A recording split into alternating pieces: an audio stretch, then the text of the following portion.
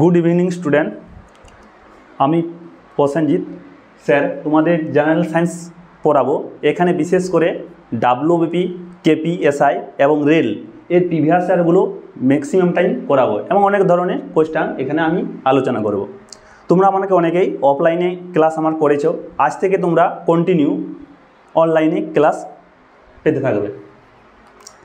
তো জেনারেল সায়েন্সের অনেক রকম কোয়েশ্চেন থাকে, প্রিভিয়াস ইয়ারগুলো বিশেষ করে আমরা এখানে করাবো। ঠিক আছে, দেখো প্রথম কোয়েশ্চেন এখানে কি আছে।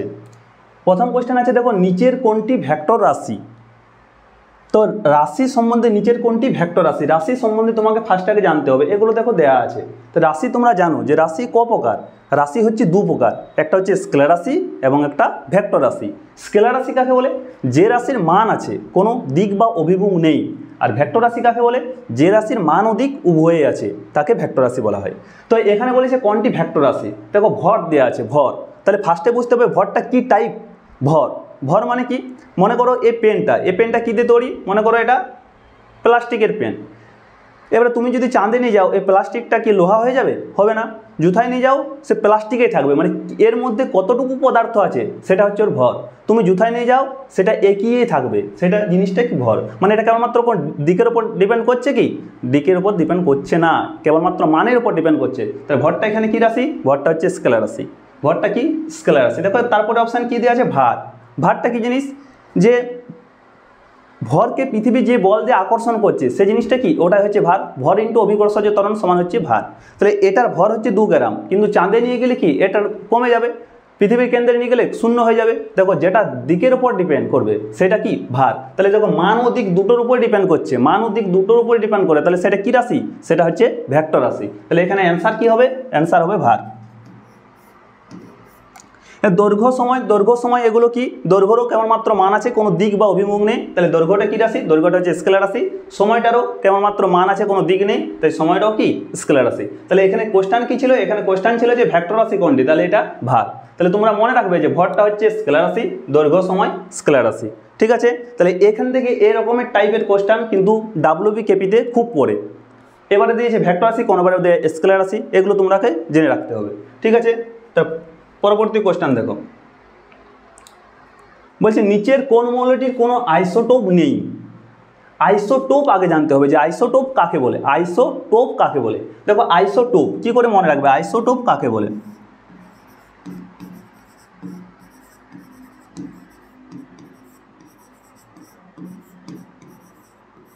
আইসোটোপ দেখো লাস্টে কি আছে? লাস্টে প এ করে মনে রাখবে যে লাস্টে প মানে প্রোটন বা পারমাণবিক সংখ্যা সমান। যেসব পরমাণুতে প্রোটন বা পারমাণবিক সংখ্যা সমান কিন্তু ভর সংখ্যা আলাদা। মনে করো দুটো অ্যাটম, মনে করো একটা এ অ্যাটম আর একটা অ্যাটম বি অ্যাটম। নিচের যে সংখ্যাটা মনে করো এটা 5 লেখা আছে, ওপরেরটা 10, নিচেরটা 5 লেখা আছে, এটা 12 লেখা আছে। এই নিচের সংখ্যাগুলোকে কি বলে? নিচের সংখ্যাগুলোকে বলা হয় প্রোটন সংখ্যা বা পারমাণবিক সংখ্যা। এখানে প্রোটন সংখ্যা কত? প্রোটন সংখ্যা হচ্ছে 5, বা পারমাণবিক সংখ্যা কত? 5। ভর সংখ্যা এটার কত?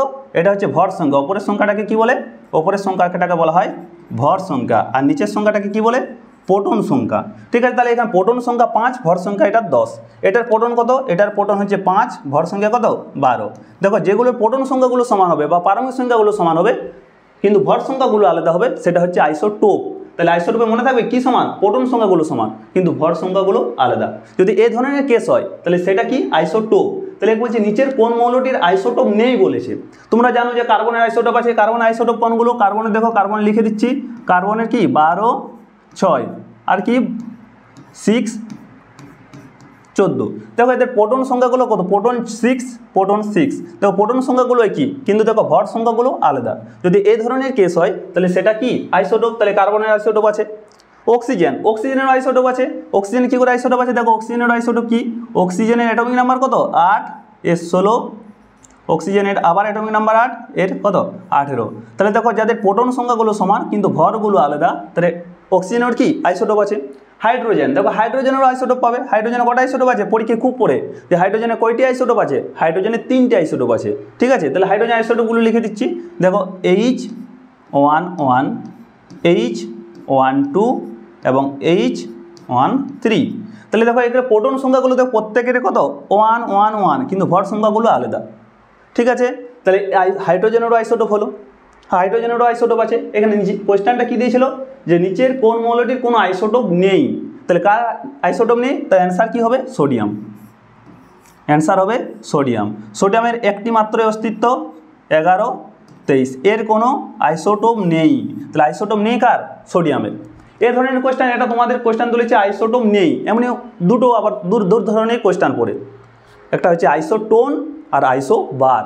আইসোটোনটা কি জিনিস মনে রাখো, আইসোটোন যদি বলি টোন, লাস্টে কি দন্ত নয় এ করে মনে রাখবে, দন্ত মানে কি নিউট্রন সংখ্যা সমান, এখানে কি সংখ্যা সমান, নিউট্রন সংখ্যা সমান, নিউট্রন সংখ্যা সমান, নিউট্রন সংখ্যা সমান, নিউট্রন সংখ্যা সমান, ঠিক আছে।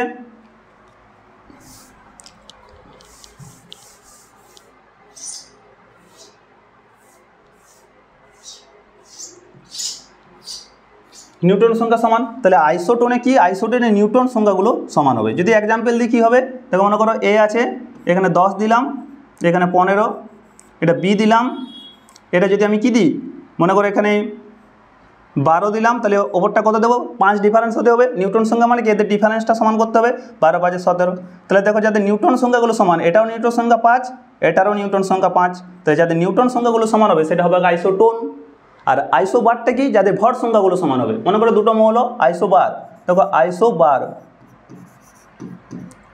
আইসোবারে কি দেখো লাস্টে কি আছে, র আছে, আইসোবার, আইসোবার।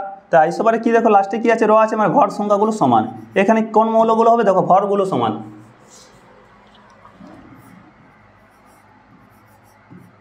ভর সংখ্যা কি সমান, এটাই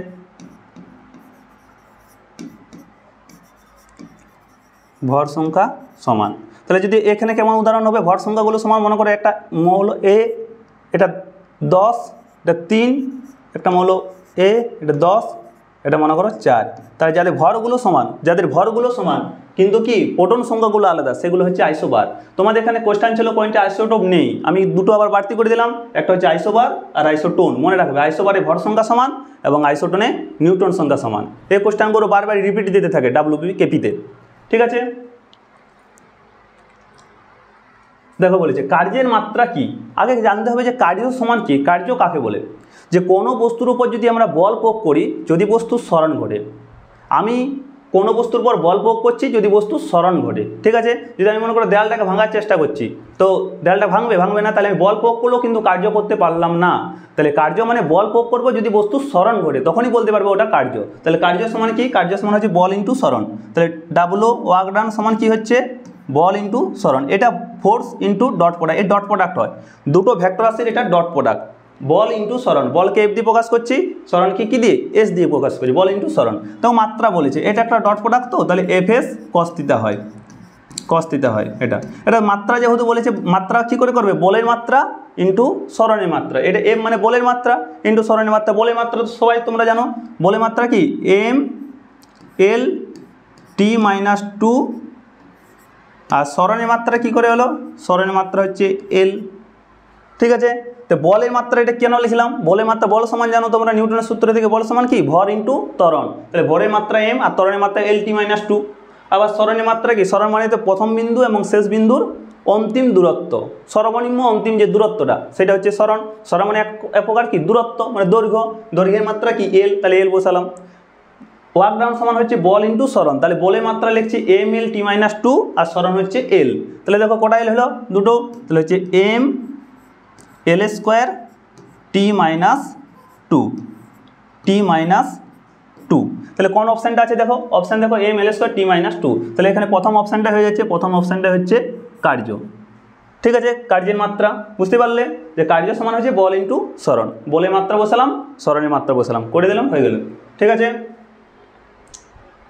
নেক্সট কোয়েশ্চেন দেখো, নিচের কোন মৌলটি হ্যালোজেন মৌল না, এ ধরনের কোয়েশ্চেন এখন পরীক্ষাতে খুব দিচ্ছে। দেখো না অপশানটা দিয়ে দিচ্ছে, এগুলো পরীক্ষা তখন খুব দেয়, আর সবাই ম্যাক্সিমাম ছেলেপেলে না দেখে ভুল করে দেয়। নিচের কোন মৌলটির হ্যালোজেন মৌল না, না বলেছে। তোমরা জানো যে হ্যালোজেন মৌল কোনগুলো, হ্যালোজেন মৌল হচ্ছে ফ্লোরিন, ক্লোরিন, ব্রোমিন, আয়োডিন। মনে লিখে রাখো, ফ্লোরিন, ক্লোরিন, ব্রোমিন, আয়োডিন। এটা পর্যায় সারণীতে কততম শ্রেণীতে আছে বলো তো হ্যালোজেন মৌলগুলো? পর্যায় সারণীতে 17তম শ্রেণীতে আছে, 17তম শ্রেণীতে আছে। আধুনিক পর্যায় সারণীতে 17তম শ্রেণীতে হ্যালোজেন মৌলগুলো আছে। তো এখানে বলছে কোন মৌলটা হ্যালোজেন মৌল না, তাহলে কোনটা নয়? অক্সিজেন। তাহলে অক্সিজেন অ্যান্সার হবে অক্সিজেন। অক্সিজেন কি মৌল বলো তো? এগুলো রেল পরীক্ষাতে খুব পড়ে, এগুলো রেল খুব দেয়, এই কোয়েশ্চেনটা রেল প্রিভিয়াস ইয়ার, ঠিক আছে? যে অক্সিজেন, অক্সিজেন, সালফার, সেলেনিয়াম, এরা একই গ্রুপ অক্সিজেন ফ্যামিলি। এগুলোকে কি বলে? এগুলোকে বলা হয় চ্যালকোজেন মৌল। অক্সিজেন এই গ্রুপটার কি? চ্যালকোজেন মৌল। আর এটা কি? হ্যালোজেন মৌল। তোমাদের এখানে কোশ্চেনটা কি ছিল? নিচের কোন মৌলটি হ্যালোজেন মৌল না বলেছে, তাহলে অ্যান্সার কি হবে? অ্যান্সার হবে অক্সিজেন। বাকি তিনটাই কি? হ্যালোজেন মৌল, ঠিক আছে? দেখো 6 নম্বর কোশ্চেন দেখো, নিচের কোনটি দূরত্বের একক? দূরত্বের একক বলেছেন। দেখো অপশন দিয়েছে ওয়াট। ওয়াট কার একক? ওয়াট হচ্ছে ক্ষমতার একক। ক্ষমতা মানে কি? কার্যবাহী সময়। তাহলে এটা হচ্ছে কার একক? এটা হচ্ছে ক্ষমতার একক, ক্ষমতার এসআই একক, ক্ষমতার এসআই ইউনিট, ক্ষমতার কি? SI unit. জুল, জুলটা কিসের? জুলটা হচ্ছে কার্যের, জুলটা হচ্ছে কার্যের একক। কার্যের কি একক? কার্যের এসআই একক, কার্যের এসআই একক, ঠিক আছে? দেখো পারসেক, পারসেকটা কি? দূরত্বের সবচেয়ে বড় এককের নাম কি? পারসেক। সে পারসেক, তাহলে দূরত্বের একক এটা কোনটা হবে? পারসেক। তাহলে অ্যান্সার কি হবে? পারসেক, অ্যান্সার হবে পারসেক। আর দেখো নিউটন, নিউটনটা কিসের একক? নিউটনটা বলের এসআই একক। নিউটনটা বলের কি একক? বলের এসআই একক, বলের এসআই একক, বলের এসআই একক, ঠিক আছে? তাহলে এককগুলো জানলে। ওয়াটটা মানে কি? ওয়াট মানে কি বলো তো? Joule per second. ক্ষমতা সমান কার্যবাহী সময়, তো জুল পার সেকেন্ড মানে ওয়াট। এটা কার একক হলো? ক্ষমতার একক হলো। জুলটা কার্যের একক, নিউটনটা বলের একক, পারসেকটা তাহলে কি? পারসেকটা অ্যাকচুয়ালি কি? দূরত্বের একক, দূরত্বের সবচেয়ে বড় একক। পরীক্ষা খুব দেয়। 7 নম্বর দেখো, লিন তাপের এসআই একক কি? এগুলো যদি তোমরা মুখস্থ করো তো ভুলে যাবে, মুখস্থ করা চলবে না, ইকুয়েশন থেকে মনে রাখতে পারলে এগুলো খুব ইজি। আর অফলাইন ক্লাসগুলো যারা করেছো তারা দেখেছো যে কেমন করে মনে রাখতে হয়, ঠিক আছে? লিন তাপের এসআই একক কি? দেখো লিন তাপ সমান আগে বুঝতে হবে, তাপ, তাপ আগে ফিলিংস জানতে, তাপ কি জিনিস। লিন তাপ আর আপেক্ষিক তাপ এর দুটো ডিফারেন্স যদি তোমরা বুঝতে পারো তাহলে বুঝতে পারবে। লিন তাপ, লিন তাপ মানে যে যদি অবস্থার পরিবর্তন হয়, জল থেকে বরফ, জল থেকে বাষ্প, বরফ থেকে জল, যেটা স্টেটের পরিবর্তন হবে, ওই তাপটা কিসের জন্য দায়ী? ওটা হচ্ছে লিন তাপের জন্য দায়ী, লিন তাপ। আর যেটা মনে করো জলের উষ্ণতা, জলের উষ্ণতা 20 ডিগ্রি থেকে তুমি 80 ডিগ্রি বৃদ্ধি করবে, ঠিক আছে? যে জলের উষ্ণতা তুমি 20 ডিগ্রি থেকে 20 থেকে তুমি মনে করো 80 ডিগ্রি বৃদ্ধি করবে, জলটায় জলেই থাকবে, এই ধরনের যদি উষ্ণতা বৃদ্ধি হয় তাহলে সেটা হচ্ছে আপেক্ষিক তাপ। আর লিন তাপ জিনিসটা কি? তুমি বরফ থেকে জল করবে, মনে করো বরফ থেকে জল, বরফ থেকে জল যদি পদার্থের অবস্থার পরিবর্তন হয় তখন সেটার জন্য দায়ী কি? সেটার জন্য দায়ী হচ্ছে লিন তাপ। এখানে বলছে লিন তাপের এসআই একক কি? তাহলে লিন তাপের এসআই এককটা করতে হবে। দেখো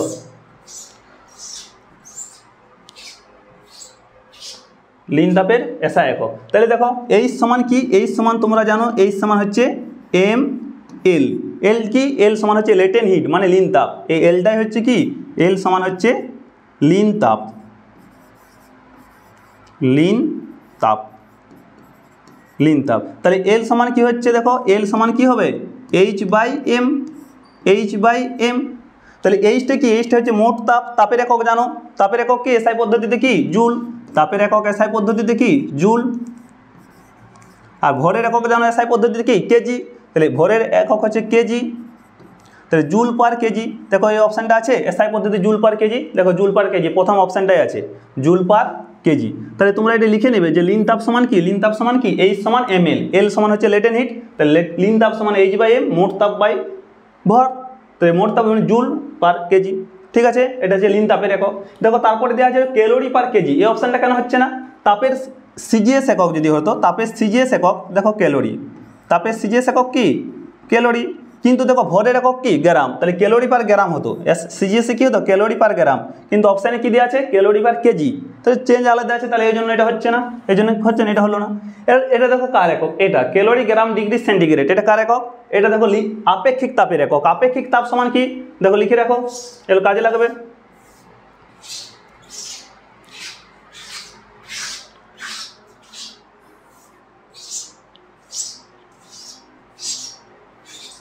দেখো আপেক্ষিক তাপ লিখে রাখো, যে আপেক্ষিক তাপ কি জিনিস এটা লিখে রাখো। যে আপেক্ষিক তাপ এইচ সমান কি হয়, মানে এইচ সমান মনে রাখো এম এস ডেল টি। তাহলে এস সমান হচ্ছে আপেক্ষিক তাপ, এখানে স্পেসিফিক হিট, এস সমান কি আপেক্ষিক তাপ, তাহলে এস সমান হচ্ছে কি H by M delta, H by M delta. তাহলে এটা দেখো এককটা করো যে এইচ কি, এইচ সমান হচ্ছে তাপ, এইচ সমান কি, এইচ সমান হচ্ছে তাপ, আর এমটা কি, এমটা সমান হচ্ছে ভর, এম সমান ভর, আর ডেল টি মানে কি উষ্ণতা, এটা মানে কি উষ্ণতা, এটা সমান উষ্ণতা। ঠিক আছে, তাহলে তোমরা বলতে হবে তাপ মানে তাপের একক কি, এটা হচ্ছে জুল, ভরের একক কি কেজি, আর উষ্ণতার একক কি ডিগ্রি সেন্টিগ্রেড, তাহলে degree centigrade, degree centigrade joule per KG degree centigrade, কিন্তু এখানে আছে কি এটা নেই, এটা দেখো সিজিএসটা দেওয়া আছে। তাহলে এটা যদি আমি ক্যালোরিতে করি তাহলে দেখো এককটা পেয়ে যাবে। ক্যালোরিতে যদি করো, ক্যালোরিতে করো, দেখো ক্যালোরি তাপের সিজিএস পদ্ধতিতে ক্যালোরি, ভরের কি, ভরের হচ্ছে গ্রাম, ভরের গ্রাম, আর ডিগ্রি সেন্টিগ্রেড। ঠিক আছে, তাহলে এটাকে, এটা হচ্ছে আপেক্ষিক তাপের দেখো একক লেখা আছে, এটা কার একক, আপেক্ষিক তাপ। আপেক্ষিক তাপের কি একক, আপেক্ষিক তাপের সিজিএস একক, আপেক্ষিক তাপের সিজিএস একক, সিজিএস একক, আপেক্ষিক তাপের সিজিএস একক।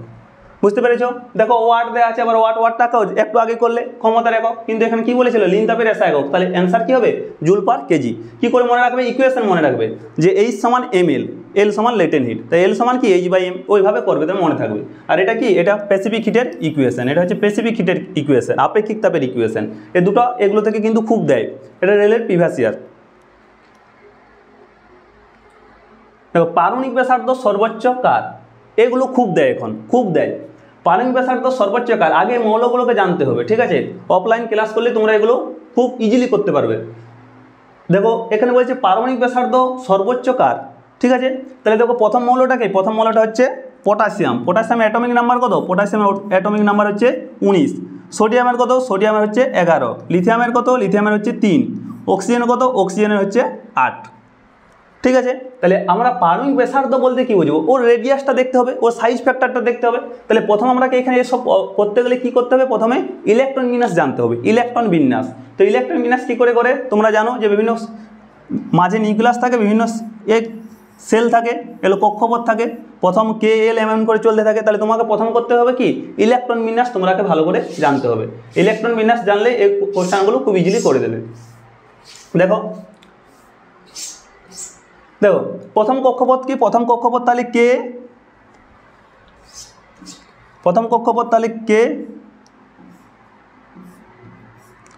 L M N. তোমাদের 1 থেকে 20 পর্যন্ত কিন্তু অ্যাটমিক নাম্বারগুলো মনে রাখতেই হবে, কম্পিটিটিভ লাইনে 1 থেকে 20 পর্যন্ত মনে রাখতেই হবে, নাহলে কিছু করে উঠতে পারবেন। তাহলে এটা কে, এটা কক্ষপথ এগুলো। তাহলে এখানে অ্যাটমিক মৌলটাকে কে এর 19 অ্যাটমিক নাম্বার। ঠিক আছে, তাহলে কে কক্ষে তোমাদের 1 থেকে 20 পর্যন্ত যদি ইলেকট্রন বিন্যাস করতে হয় তো কতটা নিয়ম জানতে হবে, যে কে কক্ষে 2টো ইলেকট্রন থাকে, এবং 1 থেকে 20 পর্যন্ত নিয়মটা হচ্ছে কোনো কক্ষে 8টার বেশি ইলেকট্রন থাকবে না। ঠিক আছে, তাহলে কে কক্ষে 2টো দাও, এল কক্ষে 8টা, তারপরে কি 9টা দিয়ে দেবো, 9টা হবে না, কারণ কোনো কক্ষে 8টার বেশি ইলেকট্রন থাকে না। আর বাইরের কক্ষ হলে 8টার বেশি কখনো ইলেকট্রন থাকতে পারে না, এখানে তুমি 9 দিয়ে দিলে শেষ হয়ে যেত। বাইরের কক্ষে কখনো 8টার বেশি ইলেকট্রন থাকে না। তাহলে এখানে কটা হবে 8, 1, দেখো 2 8 10, 18 19। তারপরে কে আছে সোডিয়াম, দেখো সোডিয়াম, সোডিয়ামের কত, সোডিয়ামের হচ্ছে 11। তাহলে দেখো 2 8 1। তারপর তো কে আছে লিথিয়াম, লিথিয়ামের কত 3, তাহলে 2 1। আর তারপর অক্সিজেন আছে, অক্সিজেন ও 8, তাহলে 2 6। বলো তো এর কটা কক্ষপথ পেলে, এর 4টা কক্ষপথ পেলে, এর কটা কক্ষপথ কাজে লেগেছে 4টা। তাহলে এর কক্ষপথ পেলে 4টা, এর কক্ষপথ কটা পেলে, এর কক্ষপথ পেলে 3টা, এর কক্ষপথ কটা পেলে, এর 2টো, এরও 2টো। তাহলে যার কক্ষপথ বেশি পাবে তার পারমাণবিক ব্যাসার্ধ সর্বোচ্চ হবে। এখানে কক্ষপথ কার বেশি পেলে, দেখো কার পেলে, কের পেলে, তাহলে অ্যান্সার কি হবে পটাশিয়াম। কে ফর কি পটাশিয়াম, পটাশিয়ামের পারমাণবিক ব্যাসার্ধ সর্বোচ্চ হবে। বুঝতে পারলে? তাহলে ইলেকট্রন বিন্যাস করতে হবে, যেখানে কক্ষপথ বেশি পাবে তার পারমাণবিক ব্যাসার্ধ সর্বোচ্চ হবে। ঠিক আছে,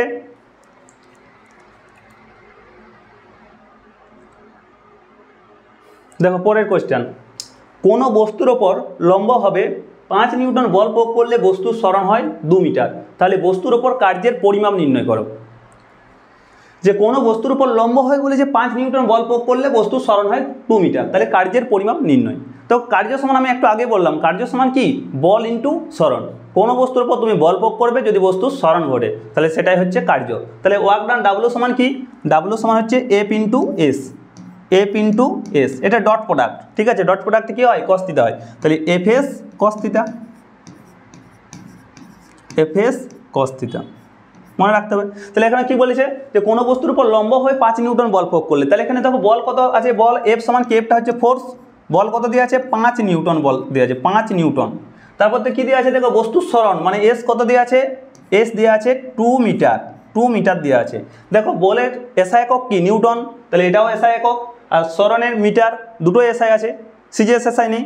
যদি দুটো আলাদা থাকতো একই করে নিতে হতো, দুটো এসআই আছে কোনো চেঞ্জ নেই। এ বলছে লম্বভাবে, লম্বভাবে মানে কি, লম্বভাবে অ্যাঙ্গেলটা কত 90 ডিগ্রি, তাহলে থিতাটা কত এখানে, থিতা হচ্ছে 90 ডিগ্রি, 90 ডিগ্রি, ঠিক আছে। তাহলে এখানে cos 90 হবে, তাহলে এফ এর মানটা বসাও 5 ইন্টু কত 2 ইন্টু কত cos 90, cos 90 মান কত, cos 90 0, তাহলে কোনো সংখ্যার সাথে যদি 0 গুণ করো তাহলে উত্তর কত হবে 0। তোমরা যখন কার্য করবে তখন দেখবে উদাহরণগুলো পাবে যে কোনো বস্তুর উপর যদি লম্ব হয় বল প্রয়োগ করো তাহলে কাজ কোনো হয়, কাজ কিছু হয় না। তাহলে তুমি অঙ্কটা পড়ে লম্ব হবে, যেহেতু লম্ব হবে আছে, লম্বভাবে এটা দেখেই তুমি করে দেবে যে কি ওয়ার্ক ডান কত হবে 0 হবে, তাহলে অ্যান্সার কোনটা হবে 0 জুল। ঠিক আছে, বুঝতে পারলে লম্ব হওয়া থাকা মানেই 0, কারণ cos 90 0, তাহলে 0, ঠিক আছে। এবারে এগুলো অ্যাঙ্গেলগুলো চেঞ্জ করে দেয়, গ্রুপ ডিতে এই অঙ্কগুলো খুব দেয়, অ্যাঙ্গেলগুলো চেঞ্জ করে দেবে, cos 120, ঋণাত্মক কার্য কখন হবে, ধনাত্মক কার্য কখন হবে, এগুলো ভালো করে পড়ে নিতে হবে, ঠিক আছে। দেখো বলেছে 9 সরলতম অ্যালকিন কোনটি।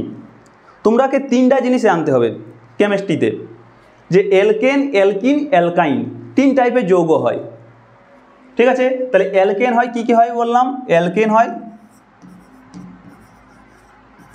অ্যালকেন হয়, তোমাদের কোশ্চেন দিয়েছে অ্যালকিন, অ্যালকিন হয় হাইড্রোকার্বনের, অ্যালকেন, অ্যালকিন আর অ্যালকাইন 3 টাইপের তোমরা পাবে, অ্যালকেন, অ্যালকিন, অ্যালকাইন, ঠিক আছে।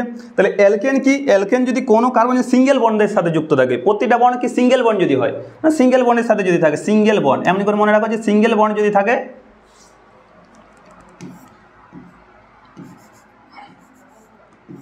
সিঙ্গেল বন্ড, ঠিক আছে, সিঙ্গেল যদি থাকে। অ্যালকিনে কি, যদি ডবল বন্ড থাকে, ডবল বন্ড যদি থাকে, আর অ্যালকাইনে কি, যদি ট্রিপল বন্ড থাকে, ট্রিপল বন্ড থাকে। তো এগুলো দেখো পরীক্ষা খুব পড়ে যে বলে সরলতম অ্যালকিন কি, সরলতম অ্যালকিন বলেছে তোমাকে সরলতম অ্যালকেন জানতে হবে। সরলতম অ্যালকেন কি, এগুলো লিখে রাখো। সরলতম অ্যালকেন হচ্ছে মিথেন CH4, এটা অ্যালকেন যদি বলতো, অ্যালকেন হলে মিথেন হতো উত্তর, ঠিক আছে। কিন্তু এখানে দেখছি অ্যালকিন, অ্যালকিনে কি হয় ইথিন বা ইথিলিন, সংকেতটা কি হয় C ডবল বন্ড C, দুটো H করে H2, কারণ কার্বনের ভ্যালেন্সি কত 4, 4 পূরণ করতে হবে, তাহলে এটা হচ্ছে ইথিন বা ইথিলিন, তাহলে উত্তর কি হবে ইথিলিন, উত্তর হবে ইথিলিন বা ইথিন। ইথিলিনকে কি বলতে পারো ইথিন।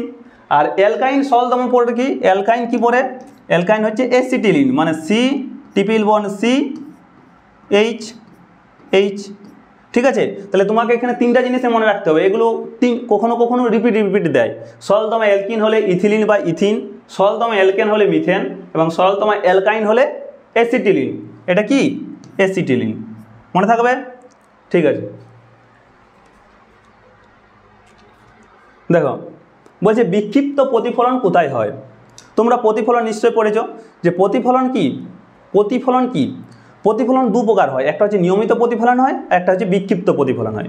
প্রতিফলনে সবসময় দেখবে আলো যে মাধ্যমে আসবে সেই মাধ্যমে যদি ব্যাক করে চলে যায়, কোনো আলো আসছে দেয়াল ধাক্কা গেছে আবার সেই মাধ্যমে যদি ব্যাক করে চলে যায়, বায়ু মাধ্যম থেকে আসছে কোনো প্রতিফলকে ধাক্কা গেল আবার সেই মাধ্যমে যদি ব্যাক করে চলে যায়, সেটা আলোর প্রতিফলন। যে মাধ্যমে আসে সেই মাধ্যম থেকে যদি আবার ব্যাক করে অন্য জায়গায় চলে যায়, সেটাই কি আলোর প্রতিফলন। তো প্রতিফলন হচ্ছে 2 প্রকার। প্রতিফলন 2 প্রকার কি, কিসের জন্য 2 প্রকার, যে প্রতিফলক তলের উপর, মনে করো আলো আসছে, এটা একটা প্রতিফলক তল, এই প্রতিফলক তলের উপর ভিত্তি করে আলোর প্রতিফলন হচ্ছে 2 প্রকার, ঠিক আছে। প্রতিফলক তলের উপর ভিত্তি করে আলোর প্রতিফলন ক প্রকার, 2 প্রকার, ঠিক আছে। তাহলে আলোক রশ্মি আসছে, মনে করো এটা বায়ু মাধ্যম থেকে আসছে, বায়ু মাধ্যম থেকে আসছে, ধাক্কা খাচ্ছে আবার বায়ু মাধ্যমে ব্যাক করে চলে যাচ্ছে, বায়ু মাধ্যমে কি ব্যাক করে যদি চলে যায়, এই ধরনের যদি ঘটনা ঘটে তখন সেটাকে কি বলবে, আলোর প্রতিফলন বলে। তো প্রতিফলন কি, প্রতিফলন হচ্ছে দু প্রকার, একটা হচ্ছে নিয়মিত প্রতিফলন ও বিক্ষিপ্ত প্রতিফলন। নিয়মিত প্রতিফলন কি, তাহলে দেখো প্রতিফলনটা কিসের উপর ডিপেন্ড করছে, এটা হচ্ছে প্রতিফলক তলের উপর ডিপেন্ড করছে। যে প্রতিফলক তলের উপর ডিপেন্ড করে আলোর প্রতিফলনকে দুভাবে ভাগ করা যায়, একটা হচ্ছে নিয়মিত প্রতিফলন, একটা হচ্ছে বিক্ষিপ্ত। তোমাদের আমি কোয়েশ্চেন ধরেছি বিক্ষিপ্ত প্রতিফলন কোথায় হয়, হয়তো কখনো পড়তে পারে নিয়মিত প্রতিফলন কোথায় হয়, ঠিক আছে। তাহলে তোমাকে এখানে জানতে হবে যে বিক্ষিপ্ত প্রতিফলন। দেখো প্রতিফলক তলের উপর ভিত্তি করে প্রতিফলন হচ্ছে দু প্রকার। যদি তলটা প্লেন বা সমতল হয়, মসৃণ, একদম প্লেন যদি হয় বা মসৃণ হয়, যদি মসৃণ হয়,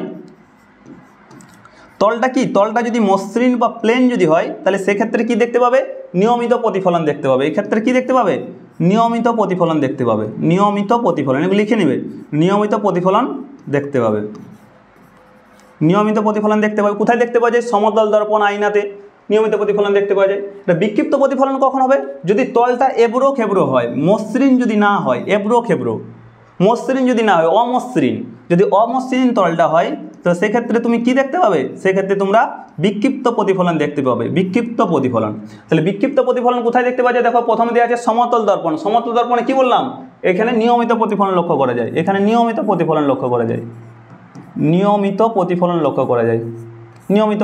তাহলে সিনেমার পর্দা, বইয়ের পাতা, এগুলো সবগুলোতে, দেয়ালে সবগুলোতে কি দেখা যায়, বিক্ষিপ্ত প্রতিফলন হয়। সিনেমা পর্দা ছাড়া বইয়ের পাতা, যে বই পড়ছো, এটা কিসের জন্য দেখতে হবে, বিক্ষিপ্ত প্রতিফলনের জন্য। তাহলে সিনেমা পর্দা কি হয়, বিক্ষিপ্ত প্রতিফলন। তাহলে অ্যান্সার কি হবে, সিনেমার পর্দা।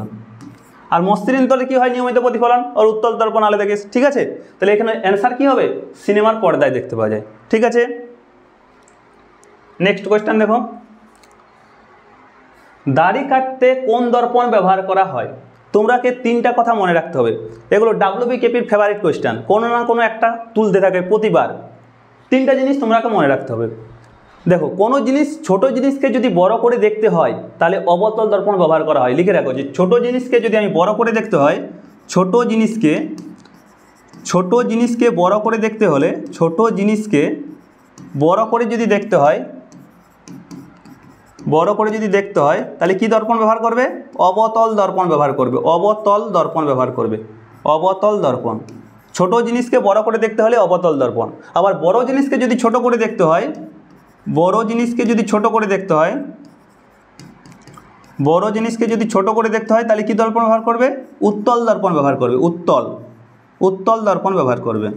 এই দুটো কথা মনে রাখলেই তুমি সব কোশ্চেনগুলো এখানে করে দেবে, ঠিক আছে। কি মনে রাখবে, যে ছোট জিনিসকে যদি বড় করে দেখতে হয়, তাহলে অবতল দর্পণ ব্যবহার করব, এবং বড় জিনিসকে যদি ছোট করে দেখতে হয়, তাহলে কি দর্পণ ব্যবহার করব, উত্তল দর্পণ ব্যবহার করব। তাই বলো, দাড়ি কাটতে যে দর্পণ ব্যবহার করা হয়, দাড়ি কাটতে, তাহলে ভালো করে দেখতে হবে, ছোট জিনিস ভালো করে দেখতে হবে, তাহলে কি অ্যান্সার হবে, অবতল দর্পণ। দাড়ি কাটতে কি, অবতল দর্পণ, তাহলে অবতল দর্পণ। যদি এবারে আমি বলি, ডেন্টিস্ট কি দর্পণ ব্যবহার করে, ডেন্টিস্ট, দন্ত চিকিৎসা, দাঁতের জীবাণু ভালো করে দেখতে হবে। তো ভালো করে দেখতে হলে ছোট জিনিসকে বড় করে দেখতে হবে, তাহলে ছোট জিনিসকে যদি বড় করে দেখতে হয়, তাহলে কোন দর্পণ ব্যবহার করবে, অবতল দর্পণ। গাড়ির হেডলাইট, সামনের যে লাইট থাকে, গাড়ির হেডলাইটে কি দর্পণ ব্যবহার করবে, অবতল দর্পণ। কারণ সামনে যদি কোনো কিছু পড়ে থাকে, তুমি ছোট জিনিসকে যদি বড় করে দেখো, তাহলে তোমার অ্যাক্সিডেন্ট থেকে বাঁচবে, তাহলে কি হবে, অবতল দর্পণ। তাহলে এই জিনিসগুলো মনে রাখবে, যে ছোট জিনিসকে যদি বড় করে দেখতে হয়, তাহলে আমরা অবতল দর্পণ ব্যবহার করব, এবং বড় জিনিসকে যদি ছোট করে দেখতে হয়, তাহলে আমরা উত্তল দর্পণ ব্যবহার করব। গাড়ির সামনে যেটা থাকে, লুকিং গ্লাস বলে, যেটা যে পেছনের গাড়িগুলো, যেটাই তুমি যে আয়নাতে দেখতে পাও যে কটা গাড়ি আসছে, ওটাতে কেমন দর্পণ হওয়া উচিত, যাতে 50টা গাড়ি এলো, যেমন তুমি দেখতে পাও যে 50টা গাড়ি আসছে, তাহলে ছোট জিনিসকে বড় করে দেখা ভালো না বড় জিনিসকে ছোট করে, বড় জিনিসকে ছোট করে যেমন যাতে দেখায়, তাহলে ওই ক্ষেত্রে কি হবে, উত্তল দর্পণ হবে। তাহলে এই রকমের কোয়েশ্চেন 4-5টা থাকে, ঠিক আছে। এগুলো ভালো করে বুঝে নাও, ছোট জিনিসকে বড় করে হলে অবতল, আর বড় জিনিসকে ছোট করে দেখতে হলে উত্তল, ঠিক আছে। তাহলে এখানে অ্যান্সার কি হবে, দাড়ি কাটতে অবতল দর্পণ, ঠিক আছে। আর সমতল দর্পণ কেন নয়, সমতল দর্পণ বস্তুর যে আকার, প্রতিবিম্বের আকার একই হয়, বড় ছোট কোনো হয় না, বস্তুর যে আকার, প্রতিবিম্বের আকার একই হয়। এলে দেখো, এগুলো পরে সমতল দর্পণে যে প্রতিবিম্বটা গঠিত হয়, এটা কি প্রতিবিম্ব গঠিত হয়, অসৎ প্রতিবিম্ব গঠিত হয়। সমতল দর্পণে কি প্রতিবিম্ব গঠিত হয়, অসৎ। এগুলো অনেকবার পড়েছে পরীক্ষাতে, এক্সামে। সমতল দর্পণে কি প্রতিবিম্ব, অসৎ প্রতিবিম্ব, আর পার্শ্ব পরিবর্তন ঘটে, ঠিক আছে। এগুলো মনে রাখবে, নিশ্চয়ই জানো। এবারে দেখো, 1 জুল সমান কত ক্যালোরি। তোমরা এটা অনেকেই ভুল করে, কেন ভুল করে, কারণ দেখো, যে তোমাদের সবারই মনে থাকে 1 ক্যালোরি সমান 4.2 জুল, এটা সবারই দেখো মনে আছে। 1 ক্যালোরি সমান কি 4.2 জুল। এই 4.2 পে দাগ দিয়ে দেবে, এটা নয় যে এক ক্যালকুলেশন 4.2 জুল। তো আমি কোয়েশ্চেন কি দিয়েছি, 1 জুল সমান কত ক্যালোরি, মানে এদিক থেকে এদিকে যেতে হবে, মানে কি 1/42, 1/42। এটা ভাগ করলে কত হবে 0.24, তাহলে অ্যান্সার কী হবে 0.24, 0.24। ঠিক আছে, তারপরে দেখো নেক্সট কোয়েশ্চেন, যে মেন্ডেলিপে পর্যায় সারণীতে নিষ্ক্রিয় মৌলগুলি কোথায় থাকে। নিষ্ক্রিয় মৌলগুলি, তাহলে নিষ্ক্রিয় মৌল সম্বন্ধে জানতে হবে যে নিষ্ক্রিয় মৌল কোনগুলো, হিলিয়াম, নিয়ন, আর্গন, ক্রিপ্টন, জেনন, রেডন। তাহলে লিখছি নিষ্ক্রিয় মৌলগুলো দেখো, হিলিয়াম, নিয়ন, আর্গন, ক্রিপ্টন, জেনন। ঠিক আছে, এগুলো হচ্ছে নিষ্ক্রিয় মৌল। তো মেন্ডেলিপের পর্যায় সারণীতে যদি দেখো, মেন্ডেলিপ পর্যায় সারণী মানে কি একটা সেই ছকের মতন, এটা হচ্ছে পর্যায় সারণী। পর্যায় কোণগুলোকে বলা হয় বাম দিক থেকে ডান দিকের সারিগুলিকে কি বলা হয় পর্যায়, আর শ্রেণী কোণগুলোকে বলে ওপর থেকে নিচ বরাবর, এগুলোকে বলা হয় শ্রেণী। তাহলে হচ্ছে মেন্ডেলিপের পর্যায় কত, এগুলো লিখে রাখতে পারো যে মেন্ডেলিপের সময় পর্যায়, মেন্ডেলিপ যখন লিখবে তখন পর্যায় কত, পর্যায় হচ্ছে 7, পর্যায় 7, আর শ্রেণী কত, শ্রেণী হচ্ছে 9। এগুলো পরীক্ষায় খুব পড়ে যে মেন্ডেলিপের পর্যায় সারণীতে পর্যায় কত 7, শ্রেণী কত, শ্রেণী হচ্ছে 9। কিন্তু যদি আধুনিক বলে, আধুনিকের সময় কি পর্যায় 7ই হবে। আধুনিকটা কে দিয়েছে মোজলে, আধুনিক কে দিয়েছে, আধুনিক পর্যায় সারণী কে দিয়েছে মোজলে, আধুনিক পর্যায় সারণী কে দিয়েছে মোজলে। এর পর্যায় কত হবে, এর পর্যায় হচ্ছে 7, পর্যায় হচ্ছে 7, কিন্তু শ্রেণী কত, শ্রেণী হচ্ছে 18। দেখো এখানে কোশ্চেনটা দেখো এবারে, শ্রেণী হচ্ছে 18। এখানে বলেছে যে মেন্ডেলিপের পর্যায় সারণীতে নিষ্ক্রিয় মৌলগুলি কোথায় থাকে, মেন্ডেলিপের। তাহলে মেন্ডেলিপের সময় কী হবে, উত্তর হবে 0 শ্রেণীতে থাকে, 0 নম্বর শ্রেণীতে। কিন্তু যদি এই কোশ্চেনটাই থাকতো আধুনিকে কত, তখন কত হতো 18 হতো। ঠিক আছে, তাহলে এখানে অ্যান্সারটা কী হবে 0, এখানে অ্যান্সারটা হবে 0। ঠিক আছে, হ্যাঁ আজ এ পর্যন্ত কোশ্চেন রেখেছিলাম। তোমরা যদি অফলাইনে কোচিং করতে এসো কেরিয়ার তো তোমরা অ্যাভেলেবেল পাবে। Thank you.